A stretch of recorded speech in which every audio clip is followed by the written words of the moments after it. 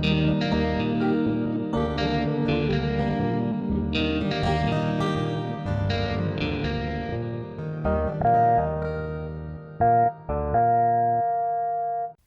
this is a prepaid call from an inmate at the Virginia Department of Corrections, Red Onion State Prison. To accept this call, press 0. This is Red Onion Randy, and this is my podcast. Today, I'm going to talk about celebrations in prison. Thanksgiving, Christmas, birthdays, that sort of thing. You know, with it being the holidays, most people in the world tend to celebrate these holidays. I decided to give y'all a glimpse of what happens in prison. To me, I've been in prison for so long that I don't celebrate. But a lot of people in prison celebrate Christmas, Thanksgiving, Easter, so on and so forth, because that's how they was raised. A lot of people look at it like it's a special day. It gives them something to look forward to. They'll plan a meal. They'll save up a little bit of extra money so they can splurge, you know, the week before in commissary and get some special items just for that day. You know, just to make it a good day, because most people miss their families on that day, especially a day like Christmas. Now, for me, even if there wasn't anything religious behind my decision not to celebrate those days, I still wouldn't celebrate those days for the simple fact I've never celebrated those days. Even when I was a kid, holidays were just like any other day. There may be a present here or there or something, but it was nothing special. There was nothing magical about it. But most other people have different experiences. And usually let's use this last Thanksgiving, for example. What they'll do is breakfast time, as far as the COs, staff members, prison officials, and the kitchen workers and so on and so forth, most of them are at home with their families, and rightfully so. Sometimes you're locked down for that day, sometimes you're not. It just really depends, on who's working, what shift commander's here, so on and so forth, and your own flow officers and whatnot. But as far as food goes that day, for breakfast, you get 2 boiled eggs, you get a cup of farina, grits, or oatmeal, and you'll get 2 slices of bread, and you'll get some rotten potatoes. They're always rotten. And then for lunch, that's when you get what they call a feast meal. And that usually it's basically like a tray and a half worth of food of any other tray that you normally get. And they'll put turkey on there, gravy. They'll put some pan stuffing on there. You'll get a big roll. You'll get 2 desserts. And then you'll get either, some type of potatoes, cabbage, and you'll get carrots. And then at the same time, you'll get a bag meal along with that. And usually it has a bag full of cheese in it, crumbled up Gouda, as a matter of fact. And you'll get 4 slices of bread, a pack of mayonnaise, a bag of fruit juice. And that's what you get for those days. And that includes Christmas and whatnot. This year, I just dumped it in the trash. It was horrible. It wasn't worth eating. I picked at the turkey a little bit, and I ate the stuffing, and I ate one of the oatmeal cream pies that came on there, because those were actually factory made oatmeal cream cakes. The rest of it, I just dumped it in the trash, and I just ate a ramen noodle like I do pretty much every day for every meal. But you have a lot of guys, they like these days because, like I said, it reminds them of family. They spend that day quiet. Nobody's loud. Nobody's really doing a whole lot of laughing and joking.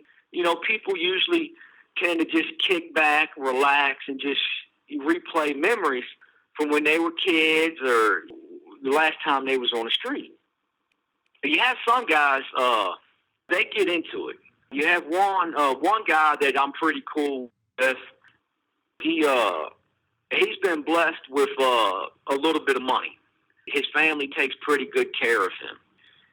So what he'll do, he really loves Christmas because he had 2 young kids of his own, and when he was on the street, he really went big on Christmas for them. You know, and he loves Christmas songs. He loves Christmas movies, you know, the Christmas cartoons. I mean, he loves everything about it. And, you know, what he'll do is he'll go to the store, and he'll buy a bag of Starburst or some Hershey bars or a bag of coffee or, you know, something like that. And he'll take newspaper and he'll actually wrap it up, tape it up. I mean, you know, and he makes presents out of this stuff, and he'll go around and he'll give them out to his friends. Or he'll also, even if he's not really friends with you, but if you don't have anything, he'll tend to give you a little something on that day just to make it a little bit more better for you, a little bit more special for you. You know, you have quite a few guys do that. And they get into it. I mean, they really get into it. Like I said, most people, it's one of those days where, you know, people spend their time in their minds and in their memories. And, you know, I respect that. Like I said, to me, it's another day, but to other people, it's not. Because they have those good memories. They have those memories of family, of children, and love, and stuff like that. You know, unfortunately for me, I don't have those memories. I did have one good Christmas, I guess you would say, when I think I was around 7, maybe 8 years old. If I remember correctly, we only got one present that year. Me, my older brother Linwood, younger brother Jason, we got one present that we had to share with one another. And it was a Dr. Pepper bicycle. That is one of the happier memories of my childhood because me and my brothers, we used to ride that thing everywhere, all the time. That's actually the bike I learned how to ride on. There, we lived in the foothills of the Blue Ridge Mountain. And we had this nice little hill right there. And my Uncle Kevin, he's a few years, I think 2 years older than my brother Linwood. So that would make him around 44 years old. I just turned 42 December the 4th. So, yeah, he's 44 years old, as a matter of fact. 45 years old, I mean. My bad, my math sucks. He taught my older brother Linwood how to ride the bike.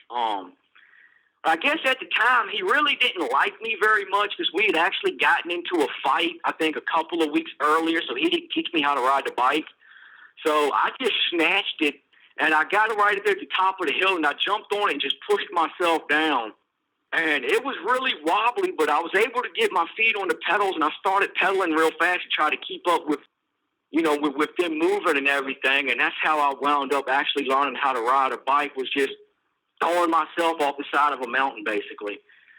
And at least it felt like a mountain to me when I was 7 years old. Obviously, it wasn't that damn big, but to a little kid, yeah, any type of hill like that, it looks like you're looking down the edge of the Grand Canyon. But that's really the only good childhood memory or adult memory of Christmas that I have. Like I said, I mean, we never got much, and it's not my dad and them's fault. They just didn't have the money. They didn't have the education. They certainly didn't have the jobs to provide us with the best of anything. But I still remember that Dr. Pepper bike to this day. And as a matter of fact, me and my brothers, both of my brothers, when we do talk, it's kind of surprising how often we wind up mentioning that Dr. Pepper bike.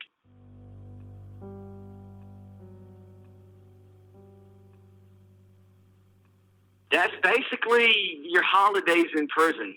They suck. The food sucks. The company sucks. It's not really a lot of fun. Hopefully yours will be much, much better. I hope you enjoy spending time with your family, because regardless of whatever religion you follow, whatever belief you subscribe to, is irrelevant. If you choose that day to spend with family, I hope you make the best of it. I hope you try to keep the fighting and the arguing and the disagreements to a minimum and just spend time loving one another. Because the fact of the matter is this world is just going to get worse and worse and worse. So take the time right now while you have it, because you never know what's going to happen, and you never know who you're going to lose in the next year. Make sure you love your families. Make sure you let them know that you love them. Just being there ain't good enough. You have to tell them. Look them in the eyes.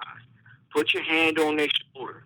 Make sure they know how you feel about them, and in a positive way. You have 1 minute remaining.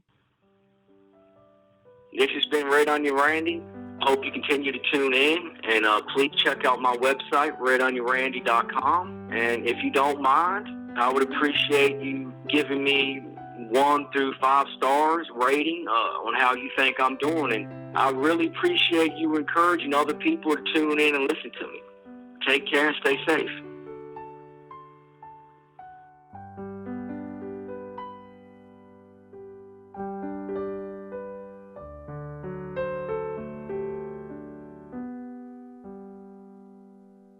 Thank you for using GTL.